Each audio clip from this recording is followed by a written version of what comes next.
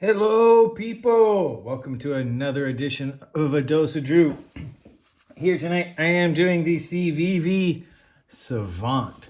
It's a nice little quote-unquote gentleman-style knife. Really fantastic.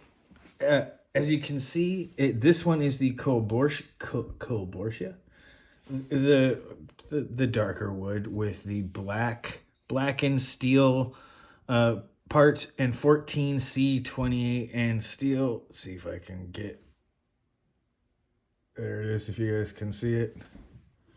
Trying to look, it's there. If you can see, Civivi really hides their steel, but they do always place it very well heat treated. First things first disclaimer.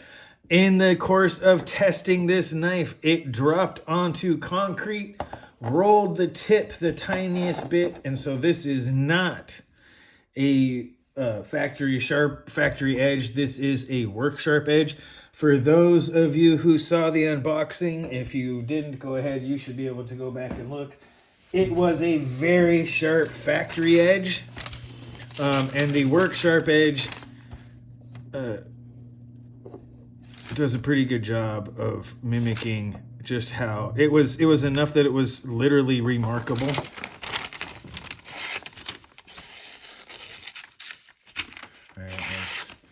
Very sharp. 14C28 takes good edge.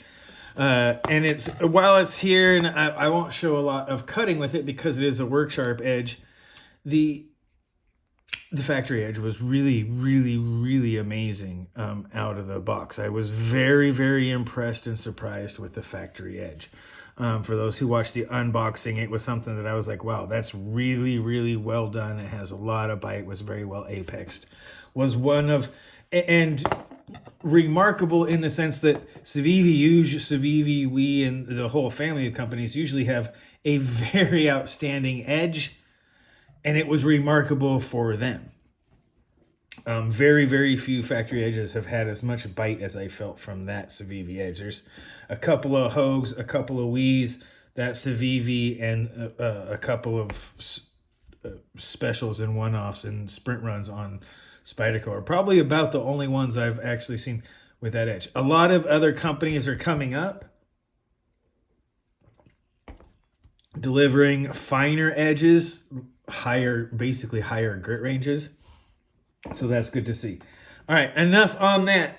Let's go get into the measurements and exactly what it is. This thing is just under 8 inches overall. It is approximately 3 3/8 inches of total blade, with 3 and just under a quarter. Probably before I dropped it, it was probably 3 1/4 inches of sharpened blade length. All together there. Quick weigh in on this thing. It's not bad given its budget and the steel frame and such. Just over 3 1/3 ounces. Very nice on that. Just to give, I'm going to come back to this one, but just to give you an idea of a competitor.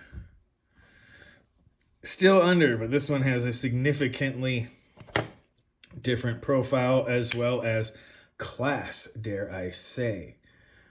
So yeah, the Reich is a knife I find very competitive with this knife as far as who would have it and where, but it is still in a different class. But the Civivi does a really good job of making a very competitive knife in this area, which, just to give you a quick rundown here, and we will start the relative comparisons. This is the Reich P865 it is the reverse Tonto, the true reverse Tonto on the market that I know of, and a real competitor. But let's do a couple of the others here.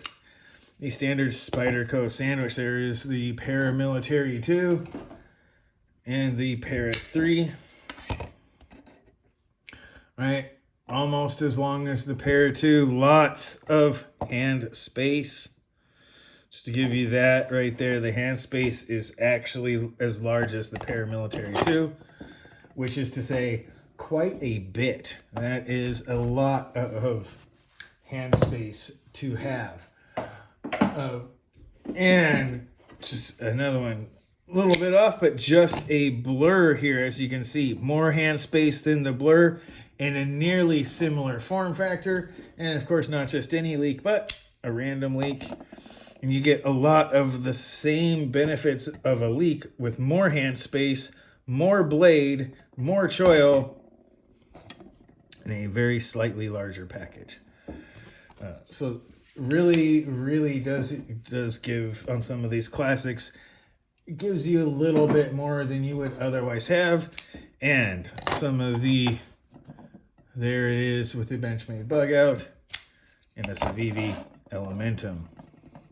As you can see, the Civivi Elementum, it really does it on hand space, but it's not quite as tall, so the extra length is appreciated. And more blade space with a similar profile and thinner blade stock. Although this is the S35VN one, so it might not be. It doesn't look like it's the same, but slightly thinner blade stock than the D2 Elementum, which makes it very slicey. As you can see, so there's those right there. Very competitive, very nice in there. And of course, whatever, my Wiener is thicker. Anyway, but all right, so there's that. So let's get right into it. This thing's, the design, get into the damn nice part. The action on it is pretty good. It's pretty much a light switch, but it will take push button action quite well. It's really hard. The Koborschi wood and the way that they do the inlays on these, and I hate to call them inlays, they're kind of overlays that don't go all the way. It gives you a lot of space. It's really well done for the frame lock style, to not, for such a narrow handle space, to not have to put pressure on it. And the action, ball bearings, fantastic. The black oxide coating is great. 14C28 and in the blade steel, really good. And that long lean, again, where did I put that? It's one of my favorite series. This Reich is one of my favorite knives. It ends up in my pocket a lot more than I like to admit. It doesn't usually need a choil. It has plenty of room on the handle and all that sort of stuff. But the Civivi is also 14C28N. The Civivi managed to give me almost the same amount of blade, as well as having a place to put my finger in this grip, which is fantastic. It's a little more flat. It doesn't have the pentagonal, and really it feels contoured of the Reich. But wow. It yeah, every grip on this is good. The action is at the budget price this is, at the budget this is, at the price this is, it's absolutely fantastic for most knives. It's predictable, smooth, the same amount of shake, gives it the same amount of drop every time. It's hydraulic and smooth. It's not exactly completely drop shut. You can give it a little flick and it will. This is also dry. I have not done the clean and oil on this. So this is factory dry. Not bad at all. And the 14C28N sharpened up really nicely. Rolled the tip just a tiny bit. Was able to peel most of it out. Shortened the blade by maybe 0.5 millimeter. At the most. Right, so maybe we're talking something like 2/100 of an inch shorter. It wouldn't even be a full millimeter. It would be 0.5 millimeter at the most, maybe 1/4.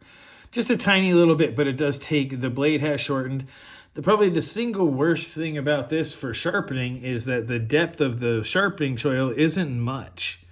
So it won't take long before that's right there. And it's not the tallest blade, so you won't be getting much out of it without having to thin it all the way on the full flat grind, which the full flat grind does allow for. It's fairly thin, so you won't get the most sharpening life out of this knife, but that's really not its life mission. This is a quote-unquote gentleman's knife, or something that you use on a, it's not meant to take up a lot of space in the pocket. It's meant to be relatively, unobtrusive. I really wish that they'd have done a more black oxide coating instead of the shiny coating on the clip. A little bit more matte, but that's all right. It still blends in pretty good with most colors. really unobtrusive. There's just the tiniest bit sticking up in the pocket, and the wood and stuff makes it look relatively classy. I don't know what it is about wood that can make a knife look classier, but it does. And the lines are really good. So the design on it, as far as you know, all around different. And I mean, it's innovative in that it's different, but it's innovative in that they did a very good job of including the aesthetics of the design. The three little things that stick up, the way that they did this whole thing so that it matches and it goes back and forth. It's ambidextrous in the clip, tip up only. Right, they did a really good job of bringing that in there, and the mechanics of it are fantastic. Right, it's absolutely great action for what it is. It's really hard to complain with a knife that flips open is both light switch and push button equally well. Right, so it has push button action, but you can do it light switch. And it does it well. Relatively unobtrusive flipper tab that just works. Very, very well done. Very, very well done. Could have used a little bit more concavity into the choil and on the flipper tab on that side for my tastes. But it's nothing that, let's say, this is not meant to be a hard use knife. It could do it if you had to. You could definitely choke back on a nice saber grip and do the 14C28N is tough steel. And it seems to be well heat treated. Just my experience with sharpening. This seems to be extraordinarily well heat treated. It takes a good, fine, tough edge. And yeah, really, really sharp.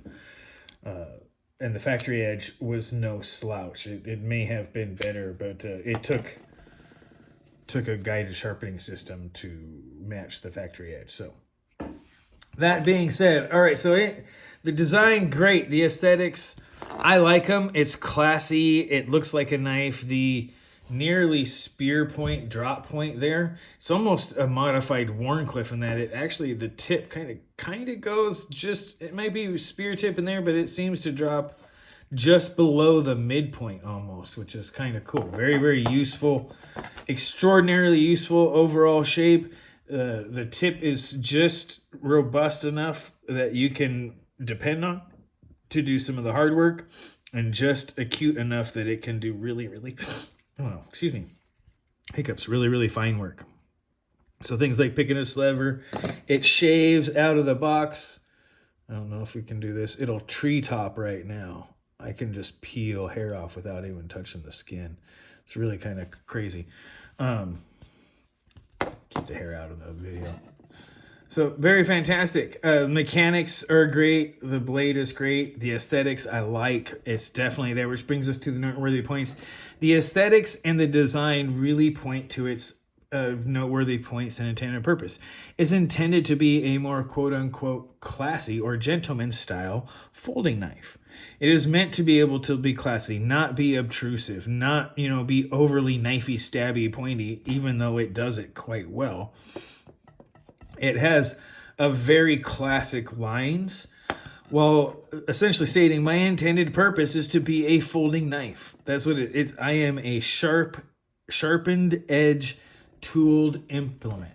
That's what this says. And it, as that, the noteworthy points and the intended purpose really fall in. I like that aspect of the design. It was designed to do this and be this from the outset. It has these three little spring things that really, really give it a good, instead of a big chunk or just two, it's a very, very well thought out, aesthetic design. The blade shape is extraordinarily useful. And the full flat grind with the thin blade stock makes the small height very, very slicey still, very usable.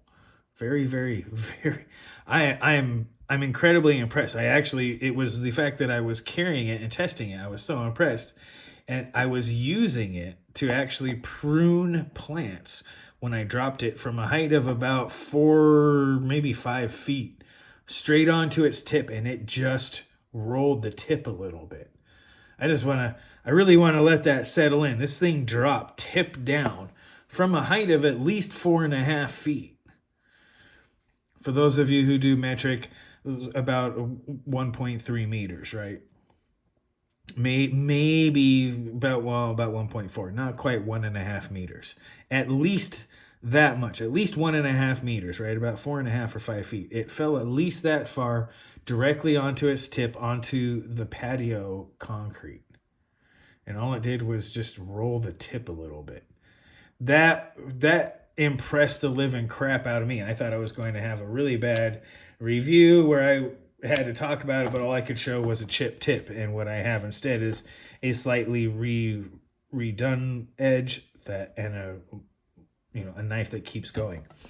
That toughness is one of the great things about the 14C28N, and I'm glad they included it on this budget knife. It makes it tough. You can get this, like I said, it right now, it will tree top hair. I can just peel hair off without touching my skin. That's sharp. That's straight razor sharp. And it's well worth it. It is incredibly good at that. So very, very good edge. And that brings us to the next part, which is the cost value. This is Civivi is a value brand. This is what they do. This is what the entire purpose of Civivi as a company is, to bring a value, and now that they've got Sencut, to bring a mid-price value in good design, and they do a really good job of it. They are one of the premier knife companies in the world to do this. So yeah, they do a great job. And the cost of value, I want to say this is like 66, 70, something like that. It's in the 70 or below range. It's in that budget range. It's in the $50 to $75 range. That's really a mid-range price anymore, which is hilarious. That like the $60 to $100 is mid-range, and then 30 to 60 is now the budget. It's weird how things change. Everything has shifted. The 20 to 40 is the new 30 to 60. So what are you going to do? But yeah, so it's really, really, really good deal. I like this. If you're looking for a gentleman style knife, this is a very good, and I've used that. This is an outstanding example of one done for a budget. You are a startup CEO, an army of one. This is your executive knife right here, right? This would be the thing. The cost to value ratio on it is excellent. You get really good. Are there other knives out there you can get cheaper? Blah, blah, blah. Yes. In fact, this one's cheaper, right? It's still good. It doesn't quite have the cachet of this one. It doesn't have the classy look, but you get a lot of the same knife for a little bit cheaper. But that one has a little bit better value. This one has a little bit more just status. And that brings us to the last part, the expectations and, a requests, if there is any, to make it nicer, to go with the damn nice to damn nicer. The expectations I had for this was that, look, if I get a Civivi knife, my expectations are that it's going to be good. Civivi has established itself with the reputation of being great. And so now it is an expectation. If they fail to achieve their previous goals, then that is what I consider to be a failure. They have established themselves as someone who does that. And this one delivers. This knife delivers. It does not fail to deliver on their corporate brand and what it does. It has all that stuff. I expected it to be so. It delivered. I expected it to be great. It is. So it maintains the Civivi standard. What I was hoping for was that it would be closer in value to something like the Reek. But I don't know if I could say that. And it definitely feels a different niche. So that's there. And when we're talking about price, we're talking about now on a percentage level it is, but on an overall value pricing, we're talking about something that's maybe like $50 to $60 versus something that's $60 to $70. So it's really not a massive amount. Yeah, it might be 20% or something like that. 15 to 20% or something, like, ooh, you're a price premium, but you get a really good knife. It's steel. Let me see if I can get the light in there. There's no cutout, so that's solid steel that's just been thinned out for the overlay, so you know that there's some definite toughness to it. The wood is stabilized wood. The 14C28N is probably right around the 60 to 62, somewhere between 60 and 60, right around the 61 HRC, which is right where it should be, and it's very good. It's hard to really request more, other than other blade shapes, but then it kind of changes the whole nature of the knife. This is a really well done, which actually is one of the few knives where I don't have a request. Yeah, you could see a Wii version of it, but it'll change the character of it. Yes, you can get a titanium frayed lock with something like MagnaCut or M390 or S30V or S35. You could find something like that and get a little more price out of it, get a little more money. But the financial responsibility that an executive knife would confer would be lost. It would become a status symbol instead of the value-oriented decision maker that this knife seems to represent.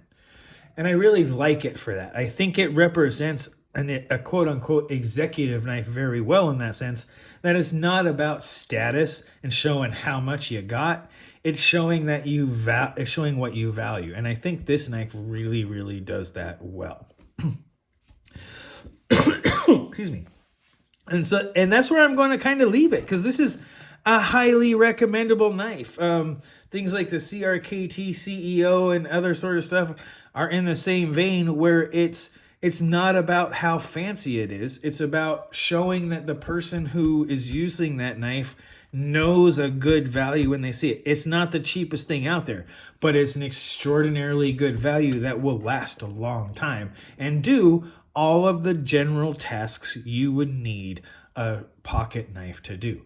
And that makes it easy. The design is great. We'll go down the list. The design, I think it's great. The aesthetics, always a subjective thing, but they do a very good job and they tie everything together. It is a coherent design, both aesthetically and, to get to the next one, mechanically. The aesthetics and the mechanics blend together well in order to make it both ergonomic and visually nice to look at. That's not always the case. Civivi did it very well in this one. And its intended purpose as an overall, I want to say classy, but just, unobtrusive EDC knife, it fulfills completely. And it does it on a good budget. It does it with a high cost to value ratio. You get a lot of knife for the money you spend, which really puts this as a sleeper knife. I want to really call this a sleeper knife. I can tell you right now that the knife that I grab the most when I'm not thinking about it, but I need to go do anything, and if it's just, number one, it sits out here as it is my go-to drawer knife, but it's also my go-to pruning knife for my garden. It's my go-to package opener. It's my go-to plastic, the bubble plastic opener. It is just my go-to knife for a lot of stuff, partly because it's relatively inexpensive, and partly because I know the 14C28N steel is tough and it's sharp. If I didn't have this knife, this would easily become that knife for me. And it is probably going to stay in my collection for that same reason. And it becomes a sleeper knife, and that I want to give this knife 4 stars.